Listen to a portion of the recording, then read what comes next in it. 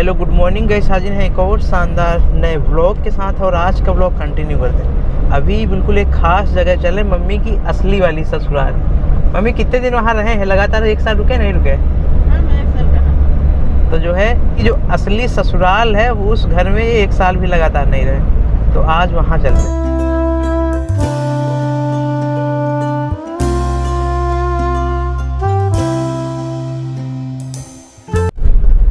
सामने देखेंगे तो हमारी मम्मी की ससुराल का जो घर है वो सामने है, देख रहे हो भाई साहब। ये छुटकू सा घर है जो कि इनकी ससुराल वाला घर है। ये देखो अभी आते हैं और अभी आके आपको दिखाते हैं ये पूरा। एक ये दरवाज़ा उसका है और एक दरवाज़ा ये है। और देखिए किस हालत में पड़ा हुआ है, क्योंकि यहाँ कोई रहता नहीं है। तो चलते हैं, पहले जिस काम से चल रहे हैं उसके बाद वापस आते टाइम आपको दिखाते हैं रुक के। तो फाइनली गाइस अभी हम ऐन गांव में हैं। काफ़ी समय पहले हमारे जो बाबा है एक्सपायर हो गए थे। उनकी समाधि कहाँ पे है, क्योंकि उस समय हुआ क्या था कि मेरा पैर फ्रैक्चर था, जिसकी वजह से मैं वहाँ पहुँच नहीं पाया था। तो आज टाइम मिला तो हमने सोचा कि क्यों ना भाई साहब देखा जाए कहाँ पे हैं कहाँ पे नहीं है, क्योंकि ये भी बहुत ज़रूरी है। तो चलते हैं, ब्लॉग पे कंटिन्यू बने रहिए। ये इधर ऐन गांव का एक तालाब टाइप में बना हुआ है। ये देखिए सब लोग कहाँ जा रहे हो? कहाँ जा रहे हो? लकड़ी लेने? अच्छा इधर देखो, बाबा साहब को जानते हो? नहीं जानते हो? अरे बाबा साहब को आप जानते हैं? बाबा साहब को जानते हैं? बाबा साहब को? अरे यार आप भी नहीं जानते। अच्छा तो लकड़ी लेने कहाँ जा रहे हैं? क्यों भैया बताएंगे नहीं? क्लस्टर में। चलो बहुत सही। ये छोटा सा रास्ता है। गांव में अमूमन खेत जाने के जो रास्ते होते हैं वो यही होते हैं। छोटे छोटे रास्तों से चलना होता है और लिप्टिस वगैरह बहुत सारी लगी हुई है। तो वहाँ पे है जो हमारे बाबा एक्सपायर हुए थे उनकी समाधि। समाधि तो नहीं है, वो जगह है, वो चिन्हित जगह है जहाँ पे उनकी जो है मिट्टी जो उनका जो अंतिम संस्कार है वो वहाँ किया गया था। चलते हैं भाई साहब।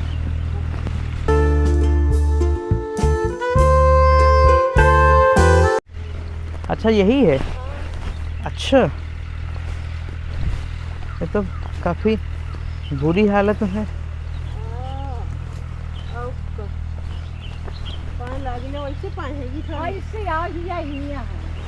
अच्छा अच्छा पैर इधर है।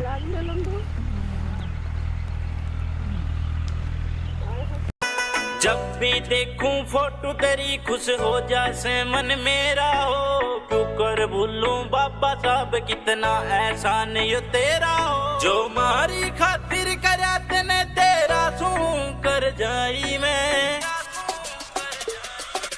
चलिया लड़ने लड़ाई में इतना सहूं बुराई ने। बाबा साहब जी तेरा सू बड़ा सच्चा अनुयायी में। तो यहाँ देखेंगे बाबा की समाधि और यहाँ दाई की समाधि। हालत देख रहे हैं कितनी बुरी हालत में। और इधर भी चारों तरफ खेत ही खेत है।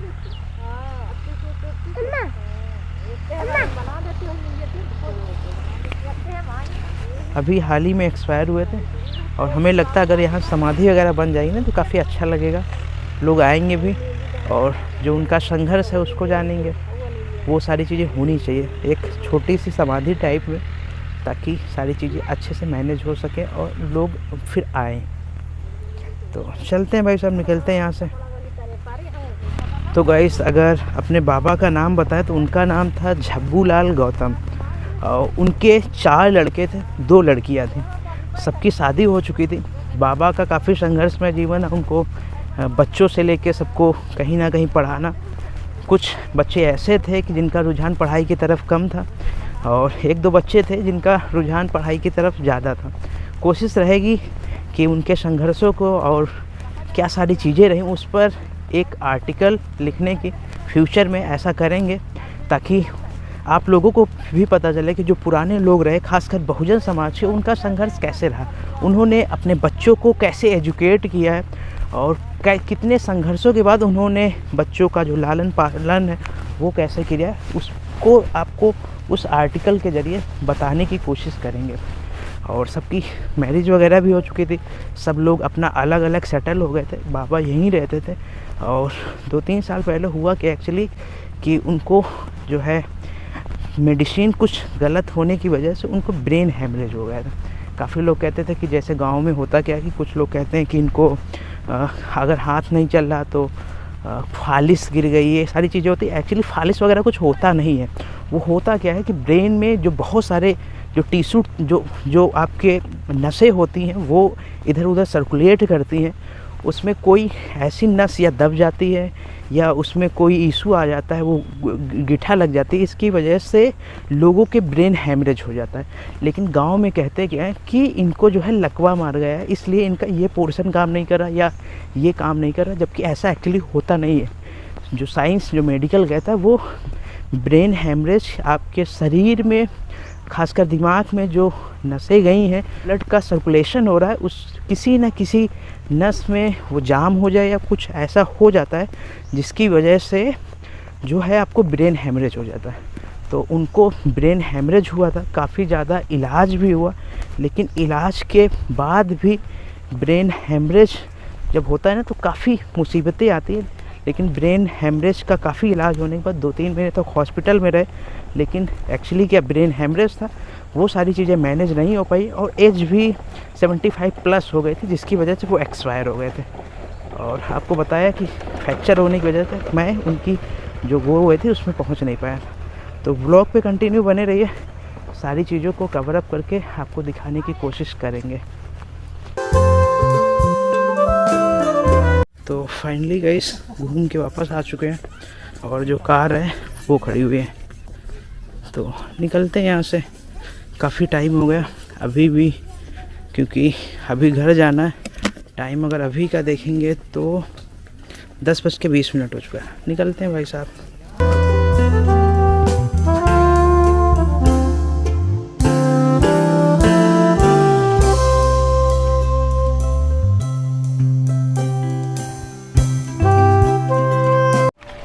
तो गाइस ये देखेंगे घर है ये, और ये जो कि काफ़ी बुरी हालत में पड़ा हुआ, देख रहे हो भाई साहब। क्योंकि एक्चुअली क्या है कि इसमें कोई रहता नहीं, इधर भी नहीं रहता, इधर भी नहीं रहता, पूरी तरह से लॉक पड़ा हुआ है।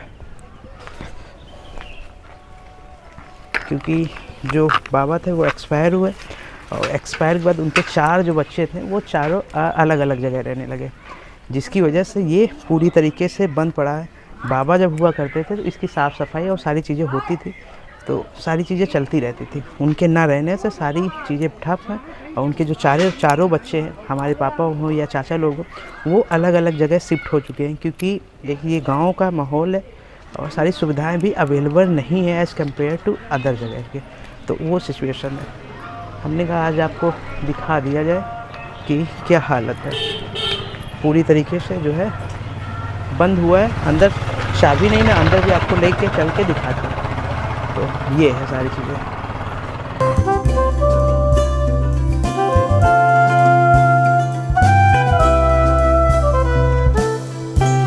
सो फाइनली गाइस घर पहुंच चुके हैं।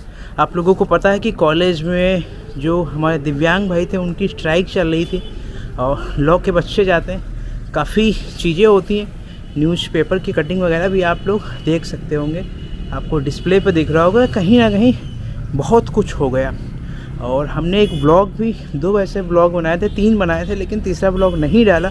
एक ब्लॉग डाला था जिसमें कहीं ना कहीं जो दिव्यांग भाई थे, जो वास्तविकता में चीज़ें चल रही थी, हमने उसको दिखाने की कोशिश करी। लेकिन उसमें भी कई सारे भाई, कई रिकॉर्डिंग हमको आई जिसमें लोग कह रहे हैं कि आप लॉ कैंपस का एजेंडा सेट कर रहे हैं और लॉ के मतलब बहुत कुछ वो कह रहे थे। रिकॉर्डिंग में प्रेशर हम पर बनाया गया कि हमने जो क्रिटिसिज्म वीडियो बनाई है, हमने जो वास्तविकता थी उसको दिखाने की कोशिश करी, लेकिन उन लोगों को कहना था कि आप इस ब्लॉग को हटा दीजिए।